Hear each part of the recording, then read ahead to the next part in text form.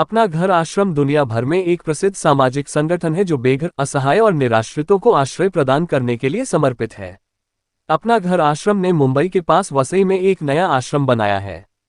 3663 वर्ग मीटर भूमि पर बने इस आश्रम में 300 से अधिक निराश्रितों को आश्रय मिलेगा। आश्रम उन निराश्रितों की देखभाल करेगा जो बिना किसी सहारे के असहाय होकर जीने पर मजबूर होते हैं और समाज द्वारा अस्वीकार कर दिए जाते हैं। इस आश्रम का प्रबंधन रमा गणेश चैरिटेबल ट्रस्ट द्वारा किया जाएगा। अपना घर आश्रम भारत और नेपाल में कुल 60 आश्रमों का संचालन करता है। इन आश्रमों में 12,000 से अधिक मानसिक रूप से बीमार, विकलांग और आश्रयहीन व्यक्तियों की देखभाल की जाती है। अपना घर आश्रम जाति, पंथ या धर्म से परे होकर अपना काम करता है। इस अवसर पर अपना घर आश्रम के अध्यक्ष और ट्रस्टी स्वदेश खेतावत ने कहा, हमने वसई में इस आश्रम की स्थापना इस उद्देश्य से की है कि कोई भी बेघर, असहाय, निराश्रित, जरूरतमंद व्यक्ति पीछे न छूटे। हमारा मुख्य उद्देश्य है उन लोगों की मदद करना जिन्हें समाज ने अस्वीकार कर दिया है, और हम इस दिशा में निरंतर प्रयास कर रहे हैं। असहाय, निराश्रितों के प्रति अपना घर आश्रम का नजरिया बिल्कुल अलग है। आश्रम में बेघर, असहाय, निराश्रित, जरूरतमंदों को आदरपूर्वक प्रभु जी कहा जाता है। अपना घर आश्रम समाज में सामाजिक, नैतिक मूल्यों और दयालुता को विकसित करने के लिए निरंतर प्रयासरत है। अपना घर आश्रम में आपातकालीन स्थितियों में लोगों की मदद के लिए एम्बुलेंस, पैरामेडिक्स और बचाव दल मुहैया कराता है। ये टीमें पुलिस और सरकार के साथ मिलकर काम करती है। अपना घर सेवा समिति और हेल्पलाइन की मदद से अपना घर आश्रम अधिक से अधिक लोगों तक पहुंचने का प्रयास कर रहा है। अपना घर आश्रम में पूरे भारत में 1000 से अधिक कर्मचारी और 2000 से अधिक स्वयंसेवक हैं। अपना घर आश्रम रोगी केंद्रित सेवाएं प्रदान करता है। ये दुनिया में अपनी तरह का सबसे बड़ा आश्रय केंद्र है। संगठन के पास आवश्यक चिकित्सा सुविधाओं और उपचार के लिए विशेषज्ञों की एक टीम है और आवश्यकता होने पर इसे स्थानीय स्तर के अस्पतालों का सहयोग भी मिलता है। अति आवश्यकता निर्माण होने पर जरूरतमंदों को उपचार दिलाने के लिए भारद्वाज है, बेसिकली राजस्थान से बिलोंग करते हैं। अपना घर के नाम से एक संस्था चलाते हैं ऐसे लोगों के लिए जो रोड पर पड़े हुए हैं, किसी को टीबी है, कैंसर है, एड्स है। आप देखते होंगे रेलवे स्टेशन के आसपास, बस स्टैंड के आसपास, सार्वजनिक स्थानों पर पड़े रहते हैं, उनको कोई संभालने वाला नहीं होता है और तड़प तड़प के दम तोड़ देते हैं। ऐसे लोगों के लिए अपना घर काम करता है। पूरे देश में 59 आश्रम पहले से चलते हैं। ये 60वें अपना घर आश्रम का शुभारंभ हुआ है। इसकी आवासीय क्षमता 350 बेड की है। यहाँ पे आज 30 प्रभु जी भर्ती हो चुके हैं, अब तक 32 हो गए।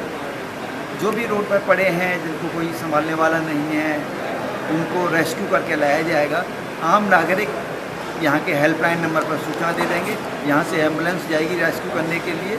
उसमें मेडिकल का भी बंदा होगा, एक सेवा का बंदा होगा, उनको लेके आया जाएगा और यहाँ पे लाने के उपरांत उनको भोजन, वस्त्र, दवाई, चिकित्सा जो भी ज़रूरत होगी सब निःशुल्क उपलब्ध कराई जाएंगी। सबसे बड़ी बात है यहाँ की, यहाँ से कोई चंदा मांगने नहीं जाता, सरकार से कोई पैसा मिलता नहीं है।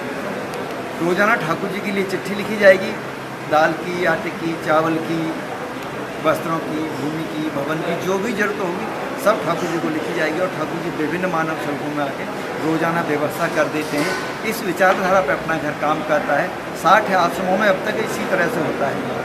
और भरतपुर में, राजस्थान में दुनिया का सबसे बड़ा आश्रम है। वहाँ पे एक दिन का जो खर्चा है 10.5 लाख में रोज़ खर्च होते हैं। सर ये कितने वर्ष हो गए इस अपना घर आश्रम?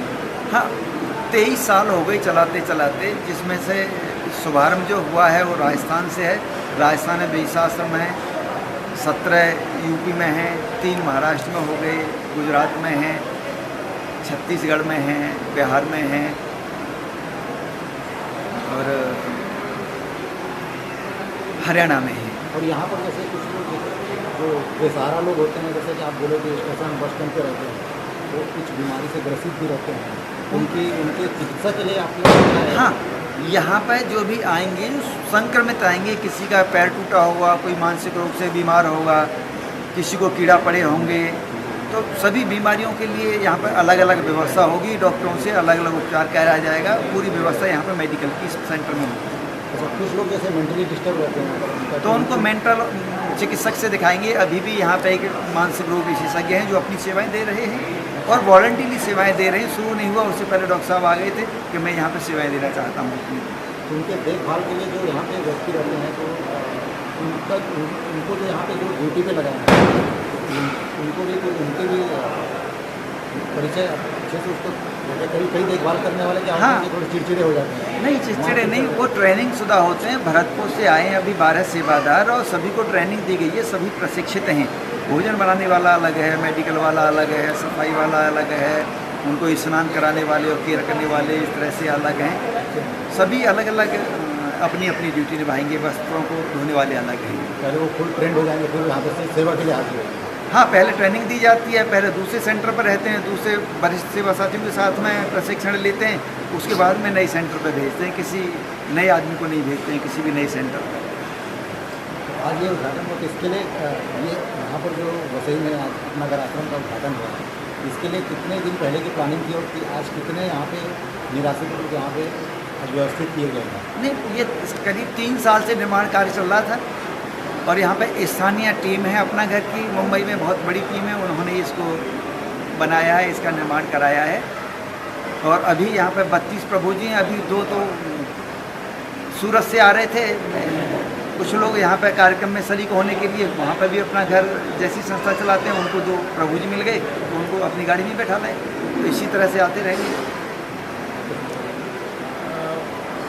इसमें इसका एक जैसे कि कुछ संदेश देना चाहेंगे पुलिस वालों लगे, डॉक्टर साहब आके अपनी सेवा दे रहे हैं, तो अगर कोई समाज के जो कोई प्रबुद्ध जन है अगर अपनी सेवा यहाँ देना चाहते हैं तो उनके लिए क्या कुछ कहेंगे या कैसे दे सकते हैं? सेवा आकर यहाँ पे आके देखें, देखने के बाद उनको ऐसा लगता है कि मेरी सेवाओं की यहाँ ज़रूरत है और ये स्थान उपयोगी है, तो आवश्यक रूप से सेवाएं दें। और हमारा सबसे बड़ा जो संदेश है, मुंबई में या आसपास किन्हीं को भी ऐसे लोग दिखाई दें जो बीमार हैं, सड़क पर तड़फ रहे हैं, पड़े हुए हैं, उनको कोई संभालने वाला नहीं है, उपचार देने वाला नहीं है, देखभाल करने वाला नहीं है, यहाँ की हेल्पलाइन नंबर पर सूचना दे दें। यहाँ से रेस्क्यू टीम जाएगी, पुलिस थाने लेके जाएगी, वहाँ से वेरिफिकेशन कराने के बाद यहाँ पर लेके जाएंगे और यहाँ पर उनकी सेवा शुरू हो जाएगी।